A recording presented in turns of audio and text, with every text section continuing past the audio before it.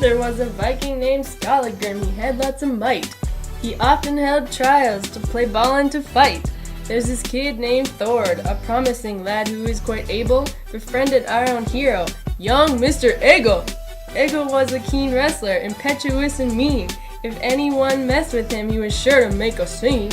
One winter's day, there was a ball game and everyone came. Egil and Thord arrived together like two birds of a feather. Egil and Grim played a game that Egil hoped would give him fame. Older and stronger, Grim took the lead. Egil lost his temper and hit Grim out of greed. Grim got up and said, "Get out of my grill." Egil turned red and looked ready to kill. Went to his home's Thor, asked him what to do. Thor replied, "We'll take our revenge, I'll come with you." Thor headed him an axe like it was any old toy.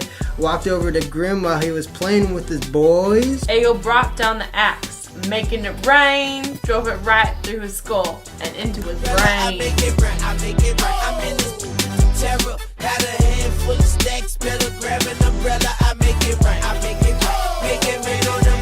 I make it right, I make it right. I make it rain on them. With a shrug of the shoulders, the thugs walked away, but bloodshed ensued, with more lives to pay. Egil came home.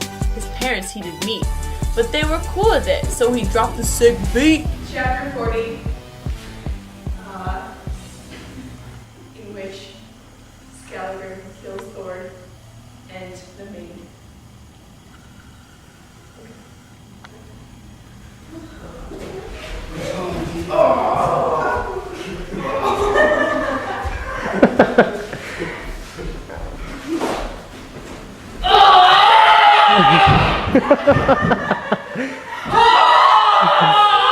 Stop it! You're taking your own son like a man, you Skallagrim!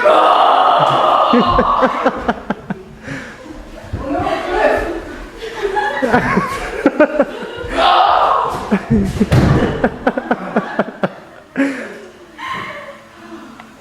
Father!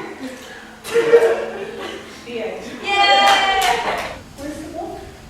Oh, right here. Egil took the drinking horn that Bard had given to Oliver and finished it off. Saying that Egil was clearly very thirsty, Bard gave him another full horn at once and asked him to drink that too. Egil took the horn and spoke a verse. "You deceived us, despoiler of graves. You hid your plotting thoughts from men who did not even know. For sheer spite, Bard, you have played a bad trick on us." Bard told Egil to stop mocking him and get on with his drinking. Egil drank every drop that was handed, and those went to Oliver too. Then Bard went up to the queen and told her that this man was bringing shame upon her. He is bringing shame on us, and I want him dead. I have an evil plot. I think we should put poison in his drink. The queen and Bard then mixed poison into the drink and brought it in. Bard made a sign over the draught and handed it to the serving woman.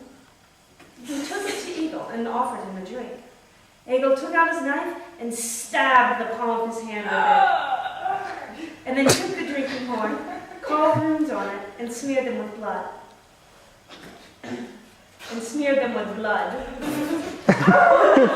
Serving maids, let us find out how we fare from the ale that Bard blessed.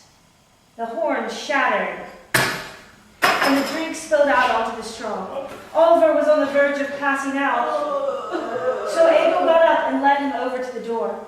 He swung his cloak over his shoulder and gripped his sword underneath it.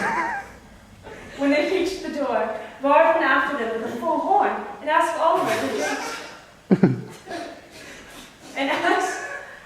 to drink a farewell toast. Egil stood in the doorway and spoke this first. I'm feeling drunk. Egil tossed away the horn, grabbed hold of his long sword, and drew it. It was dark in the doorway. Dark. And he thrust the sword so deep into Bard's stomach that he fell down dead. Whoa! Blood pouring from the wound. Then Oliver dropped to the floor, spewing vomit. Egil ran out from the room. It was pitch dark outside, and he dashed from the farm. People left the room and saw Bard and Oliver laying on the floor together, and imagined, at first, that they had killed each other. Because it was dark, the king had a light brought over, and they could see that Oliver was lying unconscious in his own vomit. But Bard had been killed, and the floor was awash with his blood. Blood. Thank you.